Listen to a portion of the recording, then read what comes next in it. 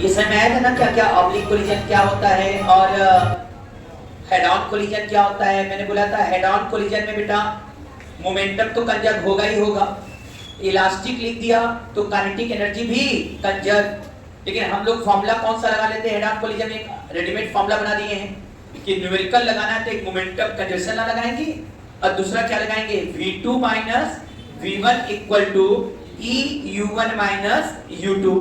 याद है कि नहीं भाई, v2 minus v1 equal to eu1 minus u2 एक फॉर्मूला लगाएंगे।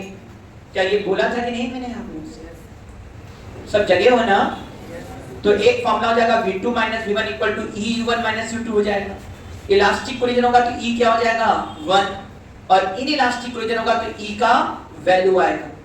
क्या पहले इस पर बेस एक क्वेश्चन लगा दे क्या हम लोग? चलो लिखो, दो क्वेश्चन दे रहे हैं ना, एक पुराने बात पर और एक आगे की बात पर। देखिएगा two ball A and B having mass 6 kg and 4 kg moving toward each other with velocity 20 meter per second and 10 meter per second respectively. A coefficient of restitution of collision is point इसी देते हैं 5.5. Find the loss in kinetic energy during collision. Collision में kinetic energy का कितना loss हुआ। दूसरा लिखिए, ये पार्टिकल जिसका मास 4 kg है, ये 10 मीटर पर सेकेंड से जा रहा है और एंगल 37 डिग्री, जबकि दूसरा बॉल 2 kg मास का है और ये 53 डिग्री एंगल पर जा रहा है, वेलोसिटी 20 मीटर पर सेकेंड।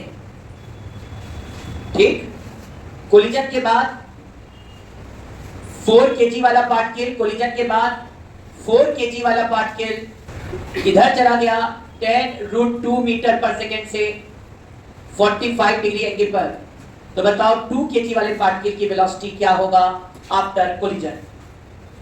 फिगर में दिया है, दो पार्टिकल 4 kg और 2 kg के हैं, इसकी वेलोसिटी 10 मीटर पर सेकेंड है, 20 मीटर पर सेकेंड है और गिवन डायरेक्शन में मूव कर रहे हैं।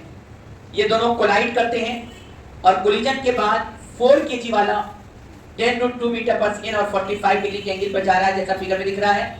तो बताओ 2 kg वाले की वेलोसिटी क्या होगी after collision. What is the velocity of 2 kg ball after collision. A few minutes later. आइए सभी स्टूडेंट यहाँ पर पहले वाला क्वेश्चन जो किया सब लोगों ने, मोमेंटम कंजर्वेशन अप्लाई किया। अब मोमेंटम कंजर्वेशन कैसे कैसे लगेगा इस पर चले हम लोग बात करें। क्या ये 6 × 20 होगा कि नहीं बेटा? 6 × 20 मतलब 120 और ये हो जाएगा 40। 120 माइनस 40, क्या ये 80 हो गया कि नहीं बेटा? मोमेंटम कितने आएगा ना, डायरेक्शन अपोजिट है। तो ये होगा 6 × 20 120 और इधर 4 × 10 40, 120 माइनस 40 कितना हो गया 80। 80 equal to 6v1 plus 4v2।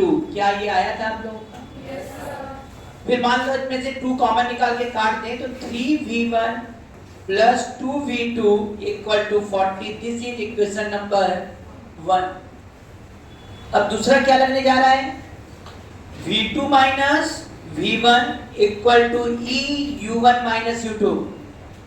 e का वैल्यू 0.5 है और u1 20 माइनस माइनस 10, क्या 30 आया कि नहीं? और 30 इंटू 0.5 करोगे, 30 इंटू 0.5 करते ही 15 आ जाएगा बेटा। ये इक्वेशन नंबर 2 तैयार हो गया। क्या ये दोनों निकाले थे आप लोग? वह इलास्टिक कोलिजन करता तो e क्या हो जाता 1। इलास्टिक नहीं लिखा है तो e का वैल्यू 0.5 रख के हम लोगों ने क्वेश्चन सॉल्व कर लिया। अब बताइए इसमें से यदि हम चाहते हैं कि v1 हट जाए तो 3 से क्या मल्टीप्लाई कर देंगे? नहीं, इसमें कर दो जरा, क्या हो जाएगा 3v1 plus 2v2 equal to 40 है। अब इधर यदि हम लोग मल्टीप्लाई कर दे 3 से तो जाएगा 3v2 minus 3v1 equal to 45। क्या बेटा अब बड़े अच्छे से 3v1 कट गया और ये आ गया 5v2 equal to 85। v2 equal to कितना आ जाएगा 17 मीटर पर सेकेंड। मतलब लड़ने के बाद जो b वाला है +17 माने इधर जाएगा और कितने वेलोसिटी से 17 मीटर पर सेकेंड से। क्या ये गया था v का यदि 17 v2 17 आ गया तो v1 निकल आएगा 17 minus v1 equal to 15। v1 equal to शायद नहीं कंफर्म 2 मीटर पर सेकेंड आ चुका है।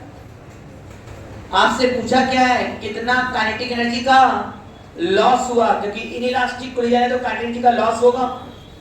काइनेटिक एनर्जी का लॉस कैसे निकालोगे भाई, पहले इनिशियल काइनेटिक एनर्जी निकालो, हाफ इंटू 6 इंटू 20 का स्क्वायर मतलब 400, हाफ इंटू 4 इंटू 10 का स्क्वायर मतलब 100। अब इसको काटेंगे 2 से 6 तो 3, ये काटेंगे 2, ये कितना होगा 1200 प्लस 200, क्या 1400 जूल आया कि नहीं। इनिशियल काइनेटिक एनर्जी 1400 जूल आ चुका है। क्या फाइनल काइनेटिक एनर्जी लिख पाएंगे कि नहीं हमारे स्टूडेंट। फाइनल में हाफ इंटू 6 में जो है वो 2 स्क्वायर आया तो 4 लिखा, प्लस हाफ इंटू 4 17 का स्क्वायर 289। काट दो बेटा, ये हमको लगता है ये आने जा रहा है इधर 12 जूल प्लस 289 इंटू 2 578 और ये जोड़ दोगे तो कितना आ जाएगा ये 590। क्या बेटा इनिशियल 1400 था और फाइनल 590 जूल, तो लॉस कितने का हो गया 1400 माइनस 590। सॉल्व करिए 8 है क्या बेटा 810 जूल का लॉस हुआ। इस वाले क्वेश्चन को कैसे लगाओगे, इस वाले में देख लिया। अब इसमें दिखा कि दो पार्ट की सीधा नहीं आ रहे हैं, सीधा आते तो कोलिजन क्या होता है हेड ऑन। हेड ऑन माने स्ट्रेट लाइन टाइप का हो गया था, और स्ट्रेट लाइन में डायरेक्शन हम प्लस और जब भी हम कहेंगे इनिशियल मोमेंटम फाइनल मोमेंटम के बराबर है तो मोमेंटम जब टोटल निकालेंगे तो हमेशा वेक्टोरली ऐड करेंगे, क्योंकि मोमेंटम वेक्टर क्वांटिटी है। तो यहां पे भी आप कहोगे पहले का मोमेंटम इक्वल टू बाद का मोमेंटम। काइनेटिक एनर्जी का जिक्र इसलिए नहीं कर रहे हैं कि यहाँ काइनेटिक एनर्जी के बारे में कुछ बोला ही नहीं है कि कोलिजन इलास्टिक है कि इलास्टिक, कुछ नहीं बोला, तो यहाँ काइनेटिक एनर्जी कंजर्व नहीं कराएंगे। यहाँ केवल एक ही चीज अप्लाई करेंगे, मोमेंटम कंजर्वेशन लॉ। अब जरा ध्यान देना, इनिशियल मोमेंटम वेक्टर फॉर्म में लिखो। अब तो वेक्टर फॉर्म में करना पड़ेगा। अब यहाँ 10 का कंपोनेंट थोड़ा 10 cos 37.8 है, क्या ये 8 आया ये 6 आया कि नहीं बेटो। हाँ अब वेक्टर 4 पहला मोमेंटम 4 इंटू क्या लिखोगे बेटा 8i माइनस 16 प्लस, अब नीचे वाले के लिए ये 20 इधर थोड़ा 20 cos 53.6 ये आ जाएगा 12 और क्या ये 16 आएगा कि नहीं। इसका मोमेंटम लिखेंगे प्लस 2 इंटू 12i सही है ना बेटा और प्लस 16j। क्या इतना हमारे स्टूडेंट किए हैं। अब बताओ इनिशियल मोमेंटम क्या होगा, ये 32 है कि नहीं और क्या ये 24 है कि नहीं। 32 और 24 ऐड कर दो, 32 और 24 ऐड कर दो तो क्या बेटा ये 56 आई आएगा कि नहीं। ये कितना होगा -24 और ये कितना है 32, -24 प्लस 32 -24 और ये 32 8 आ गया प्लस 8j। ये तो इनिशियल मोमेंटम। अब बात करो फाइनल मोमेंटम। एक का दे रखा है बेटा 10√2 माने इधर 10 इधर भी 10, सही बोला जाए तो 4 इंटू 10i प्लस 10j दे रखा है। अब दूसरे का निकालना हमको 2 इंटू वेक्टर v। ध्यान देना 56i plus 8j equal to 40i plus 40j plus 2v हो गया। इसको इधर ले आओ, शायद ये होने जा रहा है 16i minus 32J equal to 2V। Check करिए कुछ गलत तो नहीं है। वेक्टर V इक्वल टू आ रहा है 8I माइनस 16J। सच बोला जाए तो मॉड निकालोगे ना 8 रूट 5 मीटर पर सेकेंड। डायरेक्शन भी निकाल सकते हो कि डायरेक्शन में जाएगा, और ये आ जाएगा तुम्हारा 8 बाहर निकाल लो I माइनस। डायरेक्शन क्या होगा, 8 इधर होगा माइनस 16 इधर होगा। इसका मतलब tan थीटा निकालेंगे तो tan theta equal to 16 by 8, theta equal to tan inverse कितना है 2। A ball of mass 1 kg moving with velocity 20 metre पर second collide with a ball of mass 4 kg at rest, collide with a ball of mass 4 kg at rest elastically. After collision ball of mass 1 kg moving normal to the its initial direction,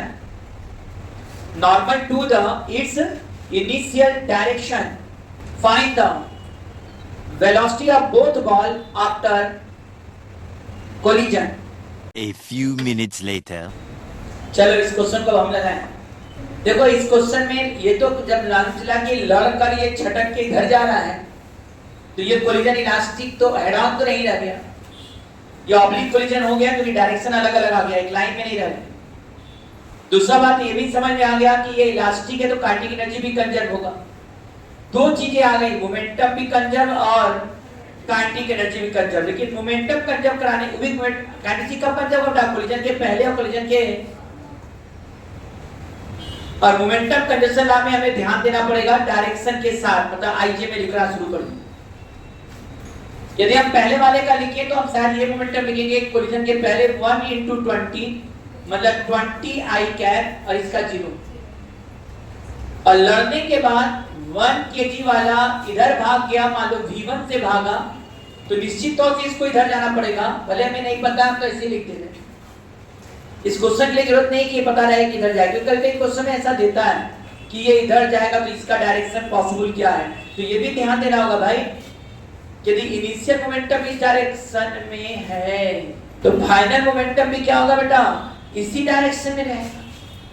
यदि initial momentum इस direction में है तो final momentum भी इसी direction में रहना चाहिए। कि यदि इनिशियल मोमेंटम इस डायरेक्शन में है तो फाइनल मोमेंटम भी इसी डायरेक्शन में होना चाहिए। तो इस डायरेक्शन में तभी होगा जब ये इधर भागेगा, तो इसको ऐसा जाना पड़ेगा कि इस डायरेक्शन वाला बैलेंस भी हो जाए और इधर की तरफ मोमेंटम भी आ जाए।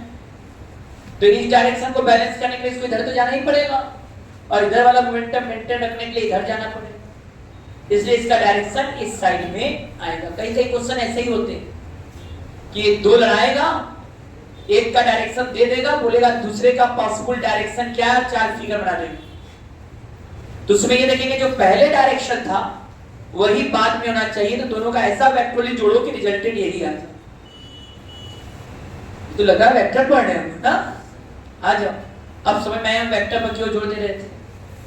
हर चैप्टर में काम हो रहा है कि नहीं बताओ, वेक्टर, स्ट्रेट लाइन, अब ऐसे फ्रिक्शन धीरे धीरे आएगा, हर चैप्टर में सब जुड़ते रहे। ये स्ट्रांग है तो आगे पढ़ने में हम लोग का दिमाग ठीक ठीक काम करे, वो वीक है तो आगे हम पढ़ते तो हैं, देखने पर वेक्टर से ज्यादा क्वेश्चन नहीं आता, स्ट्रेट लाइन से ज्यादा क्वेश्चन नहीं आता, लेकिन स्ट्रेट लाइन हर जगह यूज होता है, वेक्टर हर जगह यूज होता है। ये स्ट्रांग होगा तभी हमारा दिमाग उधर चलेगा। चले, रेडी हैं?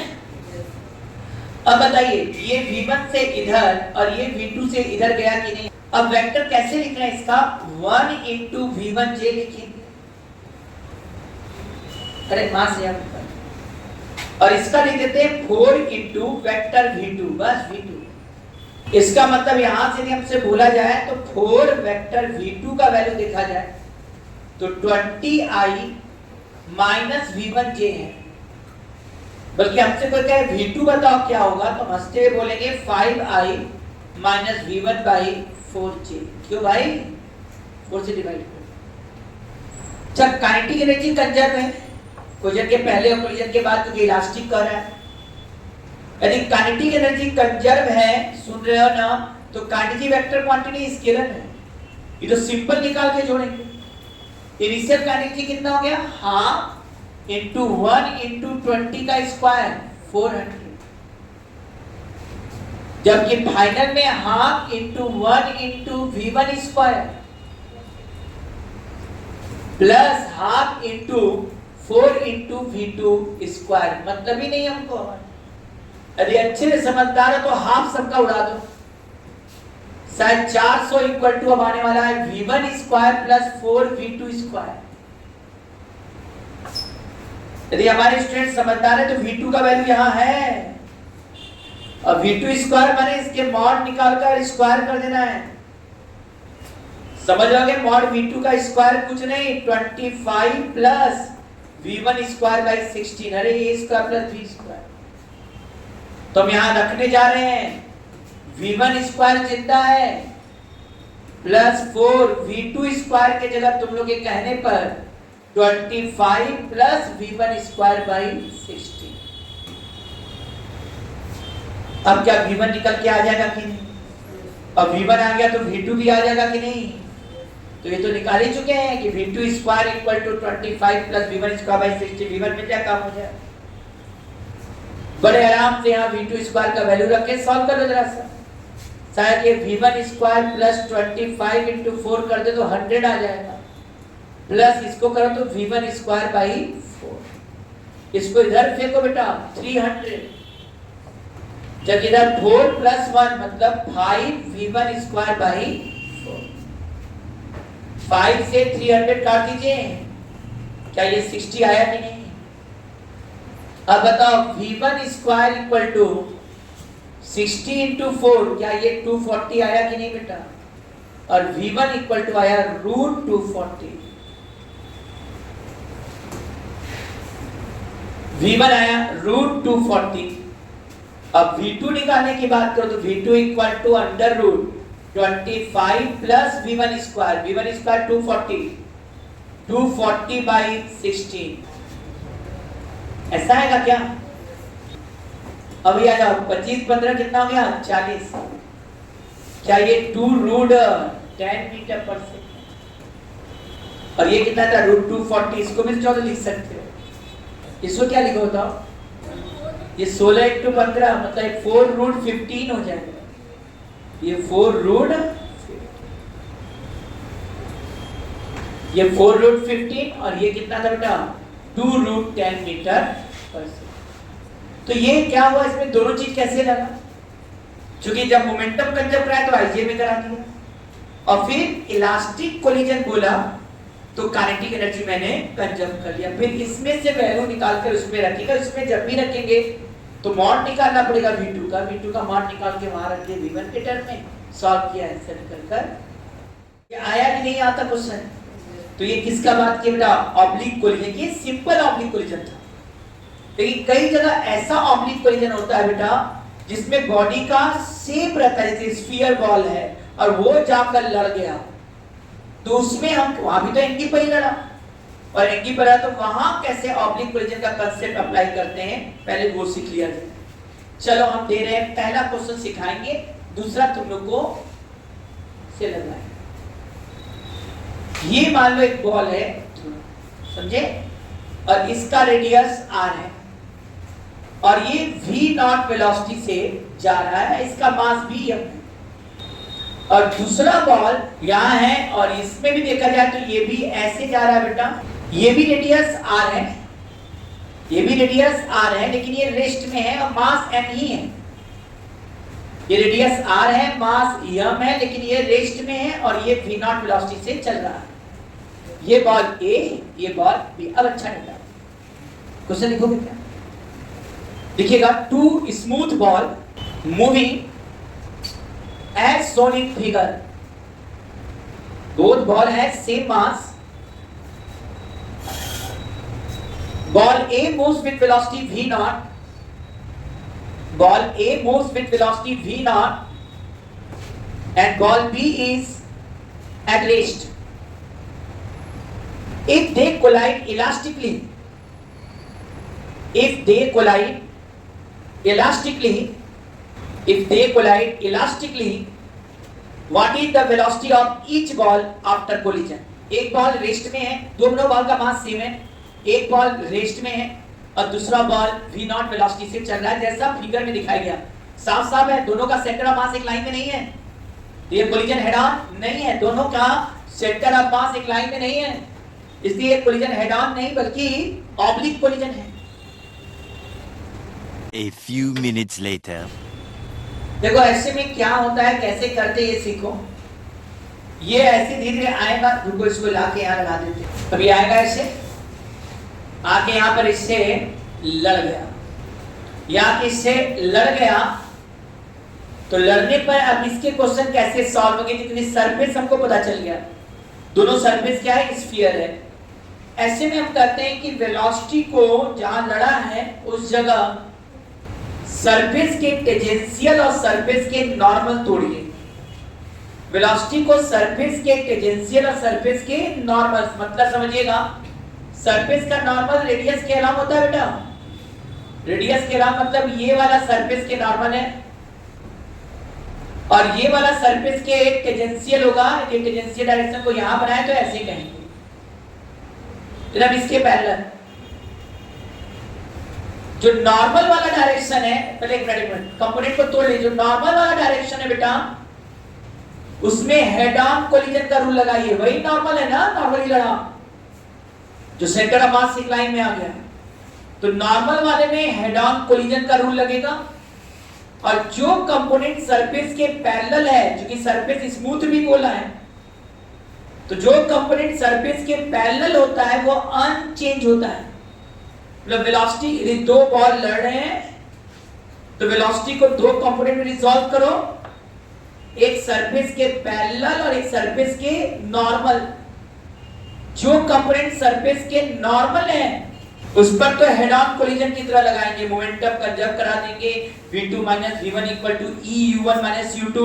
शायद आप बताना चाहें कि जो v2 v1 e u1 u2 है वो सब के लिए नहीं लगता है, वो नॉर्मल कंपोनेंट के लिए लगता है। क्योंकि हेड ऑन कोलिजन जब होता है तो पूरा का पूरा वेलोसिटी नॉर्मल रहता है, इससे direct v2 v1 e u1 u2 लगा लेते हैं।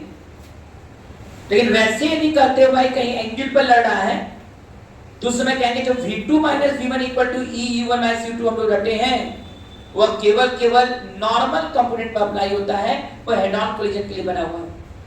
इसका मतलब जो कंपोनेंट सरफेस के पैरेलल है वो वेलोसिटी अनचेंज रहेगा और नॉर्मल वाले पर हम सब रूल लगा देंगे इलास्टिक कोलिजन का, हेड ऑन इलास्टिक कोलिजन। अब ध्यान दो, बोलेंगे ज्यादा करेंगे कम। अरे ध्यान इधर एंगल आ गया, ये आर है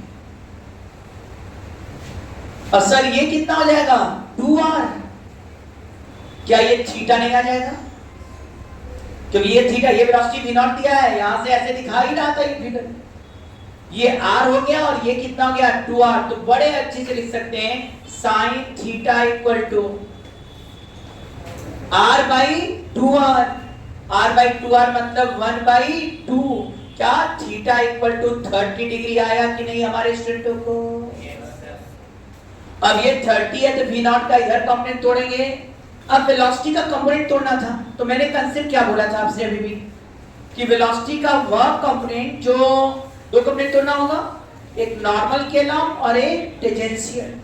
नॉर्मल इधर आएगा और टेंजेंशियल इधर आने वाला है। अच्छा ये 30 है ना, तो नहीं लगता इधर v नॉट cos 30 हो जाएगा? तो कोलिजन के पहले देखोगे तो कहोगे भाई इधर v नॉट, अब देखो इसका अलग से बनाना है, कोलिजन के पहले इधर हो जाएगा v नॉट cos 30 मतलब v नॉट √3/2, जबकि इधर आएगा v नॉट sin 30। क्या ये v नॉट by 2 हो जाएगा कि नहीं? तो इधर की वेलोसिटी कितना हो जाएगा बेटा v नॉट by 2, जबकि इधर की वेलोसिटी कितना रहेगा v नॉट √3/2। हमने बोला था जो कंपोनेंट सरफेस के पैरेलल है वह अनचेंज। क्या ये v नॉट by 2 इस सरफेस के पैरेलल है कि नहीं? तो v नॉट by 2 जैसे वैसे ही रहेगा, इसमें कोई फर्क नहीं। लड़ाई केवल किस पर होगा? लड़ाई वह कंपोनेंट होगा जो सरफेस के नॉर्मल है। अब ये सरफेस के नॉर्मल कितना है v नॉट √3/2। सर ये मास यम है, ये भी मास यम है, एक रेस्ट में है और एक चल रहा है। कोलिजन इलास्टिक है, याद करो हेड ऑन इलास्टिक कोलिजन में मास सेम होने पर वेलोसिटी एक्सचेंज कर जाता है। सिखाए थे कल, बताए थे कल, नहीं लास्ट। ये मास सेम है, हेड ऑन इलास्टिक कोलिजन है, तो वेलोसिटी एक्सचेंज कर जाएगा। मतलब इस क्वेश्चन में करना कम, समझना ज्यादा था। पहले तो थीटा समझना था, फिर कंपोनेंट को तोड़ना था, सरफेस के पैरेलल और सरफेस के नॉर्मल। फिर कहना था कि पैरेलल वाला तो वही रह जाएगा। अब नॉर्मल में मास सेम है तो वेलोसिटी क्या कर जाएगा, एक्सचेंज कर जाएगा। वेलोसिटी एक्सचेंज का क्या मतलब, इसकी वेलोसिटी v0√3/2 है और इसकी वेलोसिटी 0 नॉर्मल डायरेक्शन एक्सचेंज करेगा। इसका नॉर्मल में 0 है और इसका v0√3/2 है, मतलब अब ये 0 हो जाएगा, सॉरी अब ये वाला 0 हो जाएगा और इसको क्या मिल जाएगा, v0√3/2। किस डायरेक्शन में, नॉर्मल। मतलब कोलिजन के बाद की कहानी ये होगा कि ये वाला बॉल भाग जाएगा, ये वाला बॉल भाग जाएगा v0√3/2 से, जबकि ये वाला बॉल जो है इधर की तरफ जाएगा v0/2 से, क्योंकि उसका इधर वाली वेलोसिटी क्या हो जाएगी, 0। इधर वाली वेलोसिटी इसकी 0 हो जाएगी और ये वाला बॉल v0/2 से इधर आ जाए। क्यों 0 हो गया, क्योंकि नॉर्मल डायरेक्शन में हेड ऑन कोलिजन है। हेड ऑन इलास्टिक कोलिजन का रूल है कि मास सेम है तो वेलोसिटी एक्सचेंज हो जाता है, और इसकी वेलोसिटी इधर v0/2 है और इसकी क्या है, 0 है। तो ये v0√3/2 है, तो v0√3/2 इधर है और इसका 0 है, तो इसका 0 इसको मिल जाएगा नॉर्मल में और इसका v0√3/2 इसको मिल जाएगा, और ये इधर चल जाएगा v0√3/2 से और ये इधर चल जाएगा v0/2 ऐसा। अच्छा, इस क्वेश्चन में एक खासियत है, यदि आज के बाद कहीं भी ऑब्लिक कोलिजन का ऐसा क्वेश्चन है कि दोनों स्फीयर का मास सेम हो, कैसा मास होता है, और इलास्टिक कोलिजन हो गया, मास सेम है और इलास्टिक कोलिजन हुआ ऑब्लिकली, तो और एक रेस्ट में और एक चल रहा है, दो कंडीशन बोला, मास सेम, एक रेस्ट में है और दूसरा चल रहा है, और इलास्टिक कोलिजन हुआ ऑब्लिकली, तो हम कह सकते हैं कि दोनों के वेलोसिटी वेक्टर के बीच, कोलिजन के बाद जो वेलोसिटी वेक्टर होगा वो म्यूचुअली परपेंडिकुलर होगा। क्यों परपेंडिकुलर होगा, जब भी ये कोलाइड करेगा तो ये रेस्ट में है तो इसका रेस्ट इसको मिल जाएगा और इसकी वेलोसिटी इसको मिलेगा, और ये वेलोसिटी किधर मिल जाएगा, नॉर्मल मिलेगा, तो ये रेस्ट में तो इसको नॉर्मल वेलोसिटी मिल गया, और इसके पास कौन सी वेलोसिटी बच जाएगा, टेंजेंशियल, तो ये टेंजेंशियली भागेगा और ये किधर भागेगा, नॉर्मली भागेगा, तो हमेशा इनके बीच का एंगल क्या 90 डिग्री रहेगा। हो सकता है डाटा में कुछ न दे और ये क्वेश्चन नहीं दे, इसको प्रूव किया गया दूसरी तरह से एनसीईआरटी में। मैंने इसका फिजिकल मीनिंग दिखा दिया इस क्वेश्चन से। क्या क्वेश्चन दिया, यदि एक बॉल रेस्ट में है और दूसरा बॉल चल रहा है और दोनों का मास सेम है और ये ऑब्लिकली इलास्टिक कोलिजन किया, तो कोलिजन के बाद दोनों वेलोसिटी वेक्टर के बीच का एंगल हमेशा 90 डिग्री होगा। क्यों होगा, तो जब कोलिजन होगा ऑब्लिकली तो उसका एक कंपोनेंट सरफेस के पैरेलल और नॉर्मल थोड़ी, जो सरफेस के पैरेलल हो तो अनचेंज होता है, ये रूल है, और जो नॉर्मल है क्योंकि हेड ऑन कोलिजन है तो वेलोसिटी एक्सचेंज कर जाएगा, एक्सचेंज करेगा तो वो रुका है तो इसको 0 मिल जाएगा नॉर्मल, और इसका नॉर्मल इसको मिल जाएगा, तो ये भागेगा किधर, नॉर्मल की तरफ, और इसका तो नॉर्मल में 0 मिल गया, तो ये किधर भाग रहा है, टेंजेंशियल भाग रहा है, ये भाग रहा है टेंजेंशियल और ये भाग रहा है नॉर्मल, तो इनके बीच का एंगल क्या होगा, 90। एक दो क्वेश्चन ऐसा भी आता है। अब क्वेश्चन कैसा है, नहीं दिया साइड वाइड का, एक बॉल यम है और दूसरा बॉल भी यम है,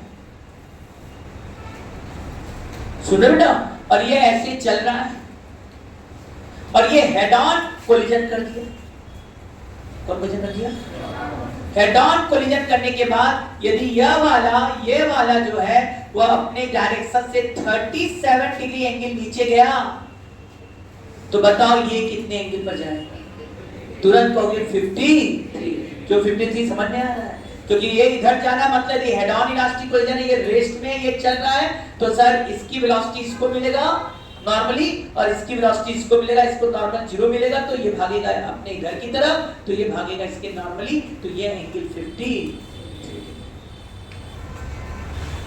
थ्योरी समझ में आया कि नहीं?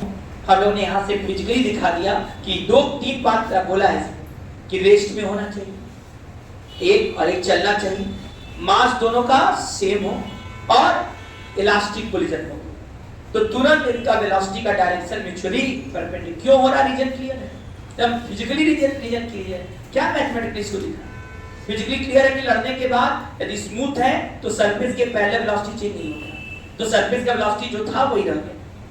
और चूंकि ये रुका हुआ है और नॉर्मल में क्या होगा, हेड ऑन कोलिजन है और मास सेम है तो वेलोसिटी चेंज करेगा। नॉर्मल में वेलोसिटी एक्सचेंज कर रहा है तो इसका वैल्यू जो है वो इसको मिल जाएगा और इसका जो है इसको जीरो है तो इसको जीरो मिल गया नॉर्मल में और इसका नॉर्मल इसको मिल गया, तो ये भागा टेंजेंशियली और ये भागा। एक कोलिजन समझ में आ रहा है, कभी कैरमबोर्ड खेल, पूरा कोलिजन का खेल, पूरा कोलिजन का खेल, स्ट्राइक कर लिया और देखते हो ना जब सीधा ले जाना होता तो क्या मिलाते हो, सेंटर टू सेंटर मिला के मारते हो, सेंटर टू सेंटर मिलाते हो ना, सेंटर सेंटर स्ट्राइकर का उस जो क्या करते हैं जो गोटी होता है वो दोनों को मिलाकर क्या करते हो, सेंटर से मिला के मारते हो सीधा जाने के लिए। और जब कट मारना होता है, कट मारने क्या, ऑब्लिक कोलिजन, बहुत अच्छे खिलाड़ी देखना, बड़ा बढ़िया बढ़िया कट मिलते, क्या कंसेप्ट उनका रहता है, तुम देखिए कई अच्छे खिलाड़ी हो जो कितना शानदार कट मारते हैं कि लगता है इनका तो कोलिजन पूरा रटा हुआ है ना, हाथ से रटा हुआ है ना, मारते ऐसे एंगल बनाकर मारते हैं और सट जाके उधर चलता है। कई लोग तो रिबाउंड करके मार देते हैं और चला जाता है। तो क्या कोलिजन का सब कांसेप्ट वहां दिख रहा है, पूरा कैरमबोर्ड कोलिजन का खेल। एक और खेल होता है पूल वाला जो आजकल चलता है, टेबल रहता है, लोग फैशन में स्ट्राइक मारने के लिए वहां चले, भले आता ना है ना, खट में जाके स्टील पकड़ लेंगे, मारते थे, देखते दो ही चार उसमें खेलने वाले सही से और सब तो खेल ही रहे, तो वो भी क्या है बेटा, स्टिक से मारा वो इंपल्स दिया, तो दो तरह का इंपल्स, एक तो इंपल्स और एक एंगुलर इंपल्स भी मिलता है, इस पर भी क्वेश्चन आएगा रोटेशन। तो बॉल चलने लगे, चल के बॉल लड़ेगा, लड़ा तो क्या हो गया, फिर कोलिजन हुआ, तो पूरा कोलिजन का खेल तो खेल में आया कि नहीं आता, क्या ऑब्लिक क्लियर हुआ यहाँ तक, दो का शेप क्लियर हो तो बड़े अच्छे से क्या करेंगे, नॉर्मल और क्या टेंजेंशियल तोड़ देंगे, टेंजेंशियल वाला स्मूथ सरफेस होने पर अनचेंज रहेगा, नॉर्मल में देखना पड़ेगा हेड ऑन इलास्टिक कोलिजन, और मास सेम होगा, खुश हो जाओ, वेलोसिटी एक्सचेंज करेंगे। क्या एक क्वेश्चन और दिया जाए क्या, आ जाओ। अब ये बॉल है, कहोगे तो इसका रेडियस भी क्या देंगे, आर देंगे। दूसरा बॉल है, इसका भी रेडियस क्या देने जा रहे हैं, आर ही देने जा रहे हैं, और इन दोनों के बीच का सेपरेशन √3r दे रहे हैं, आर बाहर है √3r, इनके बीच का सबसे √3r दे रहे हैं, और बेटा ये जा रहा है 2v0 से, मास दोनों का यम है, और ये आ रहा है v0 से। अब मजा आएगा, बॉल ए है, बॉल बी है,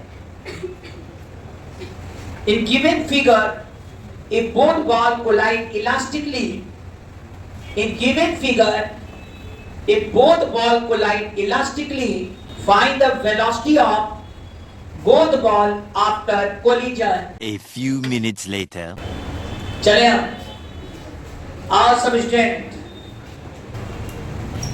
लड़कियां अब जरा बताओ, इनका बनाओगे ऐसे फिगर, नॉर्मल डायरेक्शन शायद ऐसे वाला होगा और ये पूरा 2r हो जाएगा, जबकि इनके बीच का सेपरेशन √3r है, शायद हम पहले थीटा निकालने के मूड में हैं sir, centre to centre separation √3r था, और लड़ेगा जब भी तो ये 2r आ जाएगा बेटा, r1 + r2, मान लो क्वेश्चन हो तो ये कह सकते हैं d और ये r1 + r2, तो हमेशा sin थीटा = d/r1 + r2 होने वाला है। ये जुड़ी नहीं कि आपसे में अलग अलग भी आ रहा तो क्वेश्चन लगा लेना अपना। अब बताओ sin थीटा = कितना हो गया भाई, √3r/2r, और ये कट गया √3/2, थीटा = 60 डिग्री। ये हमारे स्टूडेंट का हो गया कि नहीं, बोलो जल्दी से। ये 2v0 है और इधर कितना बेटा, v0, ये एंगल थीटा था ना, थीटा कितना आया, 60। क्या हमारे स्टूडेंट पहले कंपोनेंट तोड़ेंगे, चलो हम कंपोनेंट तोड़ लेते हैं अलग अलग, चलो तोड़ते हैं बेटा। ये 2v इधर था ना, 2v0 बोलो, तो 2v0 का हम लोग इधर कंपोनेंट तोड़ेंगे तो क्या आएगा, ये 60 डिग्री है ना, क्या तुम लोग मानते हो ये 2v0 cos 60, cos 60 का मतलब v नॉट आएगा बेटा। क्या इधर 2v नॉट sin 60? क्या sin 60 का मतलब इधर v नॉट रूट 3 आएगा? Am I right?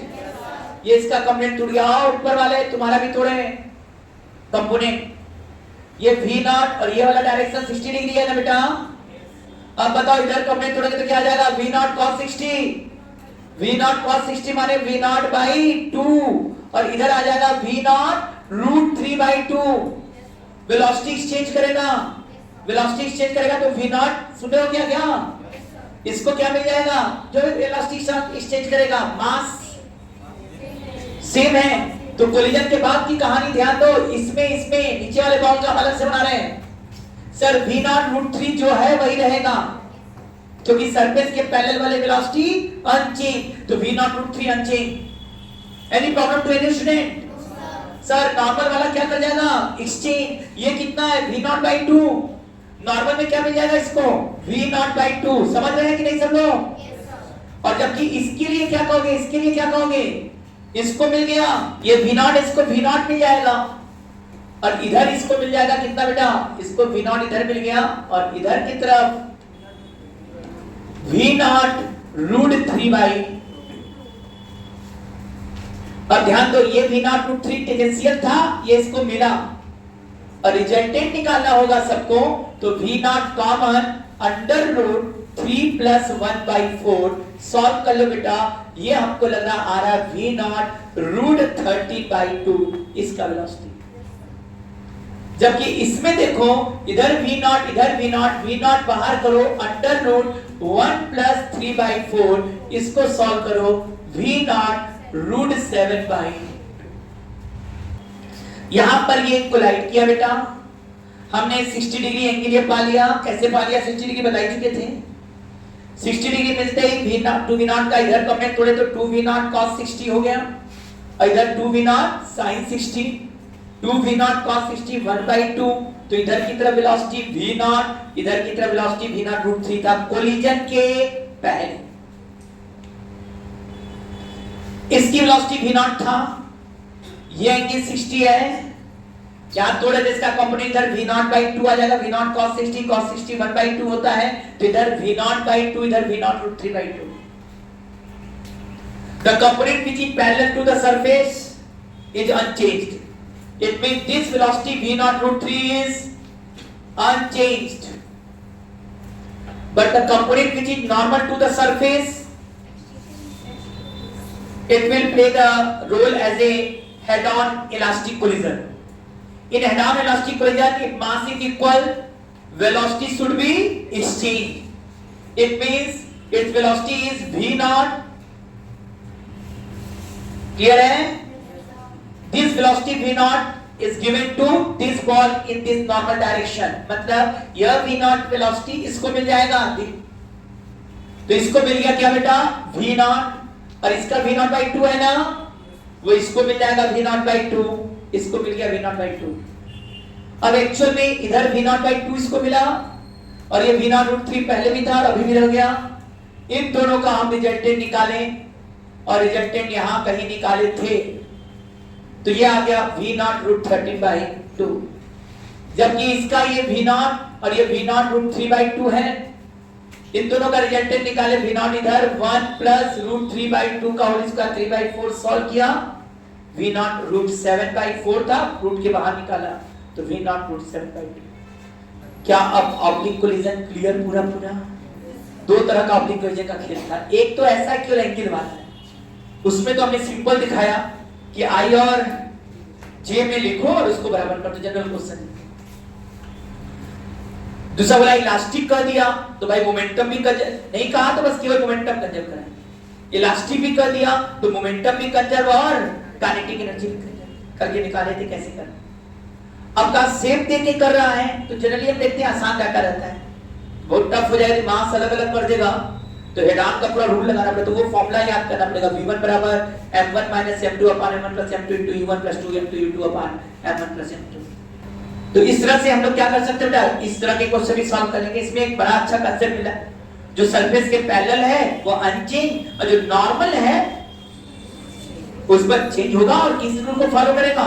Head on collision का रूट फॉलो करें। इलास्टिक है तो भाई हम लोग बड़े आराम से मोमेंटम कंजर्व कराएंगे और v2 minus u1 equal to u1 minus u2 e1 कर देंगे। और इनइलास्टिक है तो e दिया रहेगा तो e लगा लेंगे। लेकिन यह सभी बातें किस पर लगेगा? नॉर्मल वाले कंपोनेंट। और जो पैरेलल है वो जैसे था वैसे ही रहेगा। और जब हमें नॉर्मल वेलोसिटी और पैरेलल वेलोसिटी दोनों मालूम रहेगा तो रिजल्टेंट वेलोसिटी निकाल। कोलिजन का खेल खत्म हो गया है। हम लोग अभी एक्सप्लोजन पर भी बात करेंगे।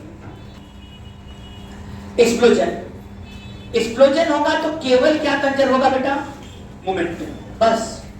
कहीं भी कहा बॉल एक्सप्लोड कर गया तो बॉल एक्सप्लोड कर गया तो सर मतलब क्या चीज कंजर्व है? मोमेंटम कंजर्व करा दे।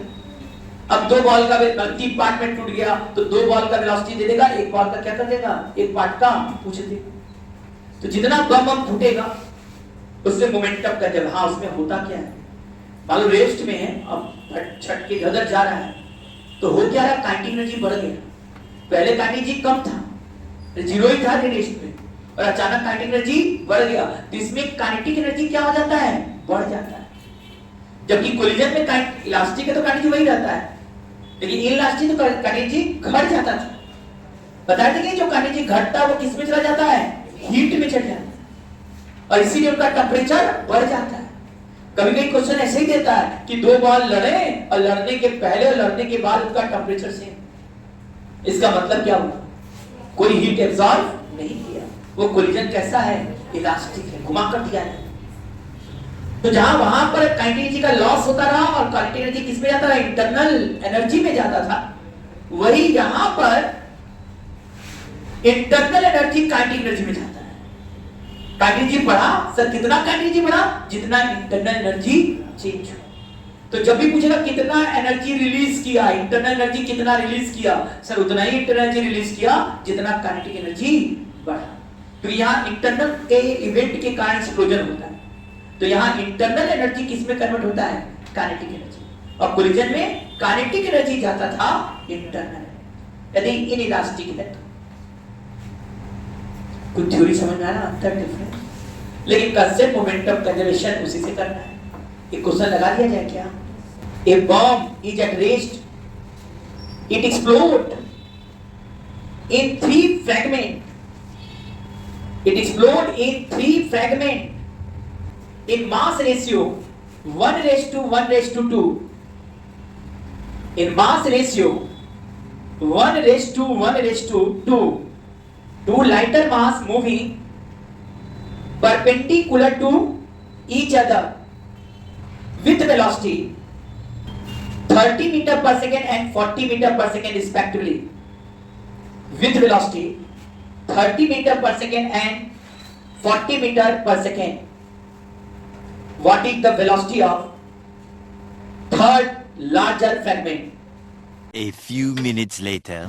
चलो देखो क्या था, ये रेस्ट में था बेटा, तो इनिशियल मोमेंटम जीरो, क्योंकि क्वेश्चन ने बोल दिया है सर रेस्ट में है तो हमारा इनिशियल मोमेंटम एकदम हंसते हंसते जीरो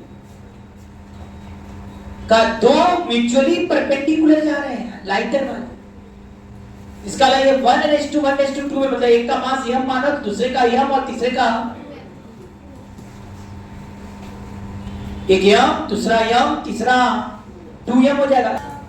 सर दो लाइटर म्यूचुअली परपेंडिकुलर, यदि आप लोग वेक्टर समझ रहे हैं तो ये यम वाला जो है इधर 30 से गया तो दूसरा यम वाला इधर 40 से गया।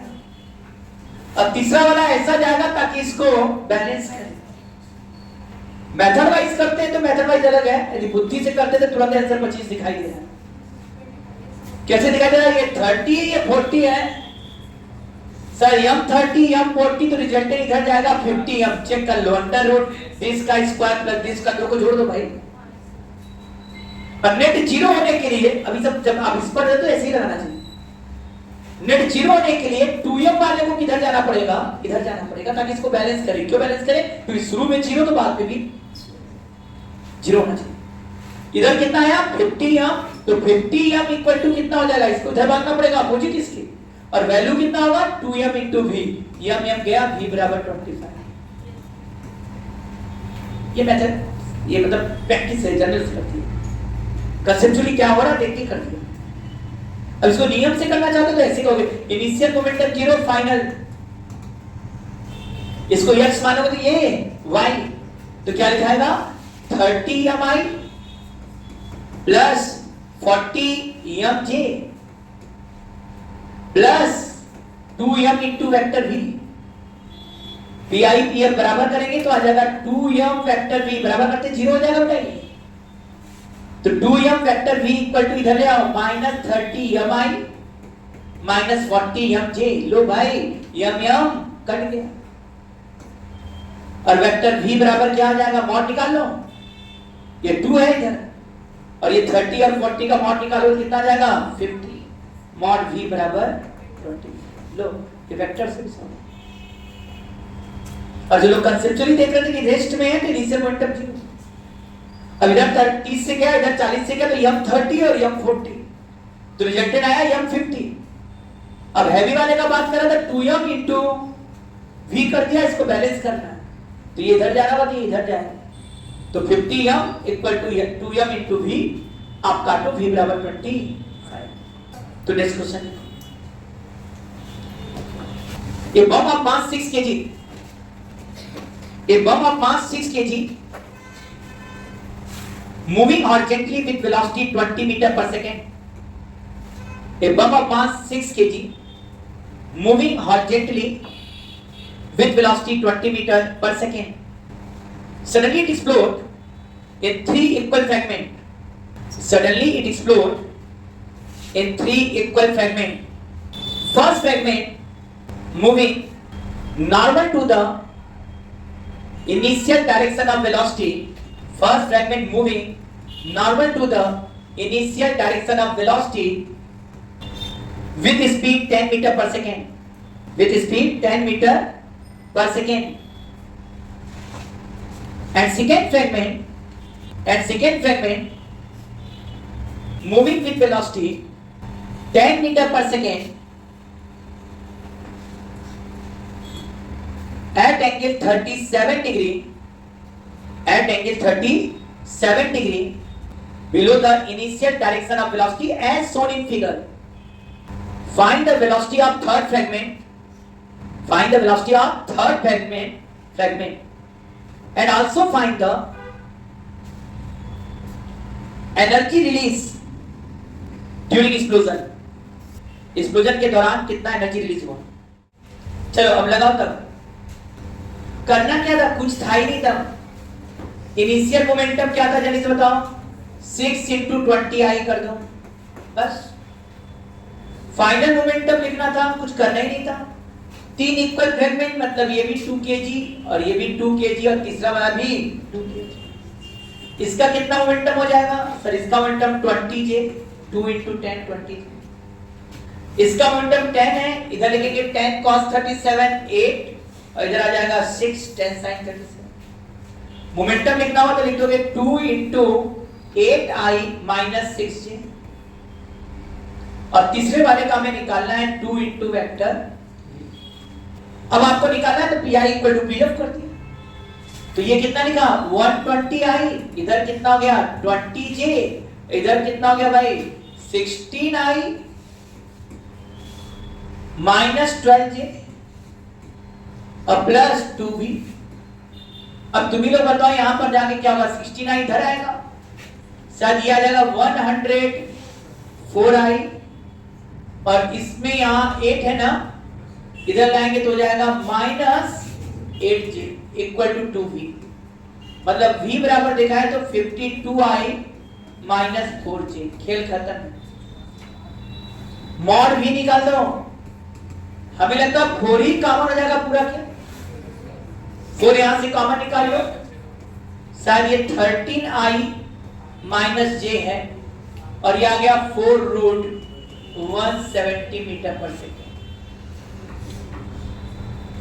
डायरेक्शन का बात करोगे तो कितना आया है 52 इधर जाएगा और माइनस 4j नीचे आएगा, ऐसे जाएगा ये। और थीटा देखोगे तो tan theta equal to 4/52 1/13, theta equal to tan inverse 1/30 below the initial direction. Energy कितना रिलीज हुआ रिलीज एनर्जी निकाले थे कि नहीं?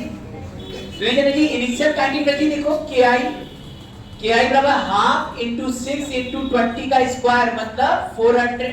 लो भाई शुरू का एनर्जी कितना है? 1200 जूल। 1200 है भाई। फाइनल लिखना है, फाइनल। आओ आओ घूम के आते हैं, इसका पहले लिखो। हाफ इंटू 2 इंटू 10 का स्क्वायर, 10 का स्क्वायर मतलब 100, तो शायद ये 100 आ गया, केवल 100। ये भी देखो हाफ इंटू 2 इंटू 10 का स्क्वायर, ये भी कितना आया? 100 जूल। और तीसरा वाला देखो, तीसरा वाला क्या बचा? हाफ इंटू 2 इंटू 4 रूट 170 है, ये अकेले ही सब ले लेगा।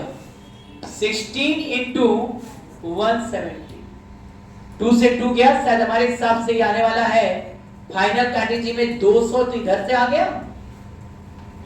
प्लस 16 इंटू 17 कितना हो जाएगा? तो यहां हम लिख सकते हैं 2720, और ये टोटल आ जाएगा 2920, 2920 जूल। और इनिशियल कितना था? 1200। कितना काइनेटिक एनर्जी बढ़ गया? जितना काइनेटिक एनर्जी बढ़ा उतना एनर्जी इसने रिलीज किया। कितना बढ़ा भाई? 2920 माइनस 1200, ये 1720 जूल, 1720 जूल एनर्जी रिलीज किया। आ जाएगा नहीं बात? एक लास्ट क्वेश्चन लिख लो, खेल खत्म कर।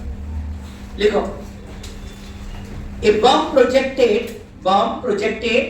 with velocity u at angle theta at maximum height, it explodes in 2 equal fragments. First fragment retraces its path. What is the velocity of second fragment just after explosion?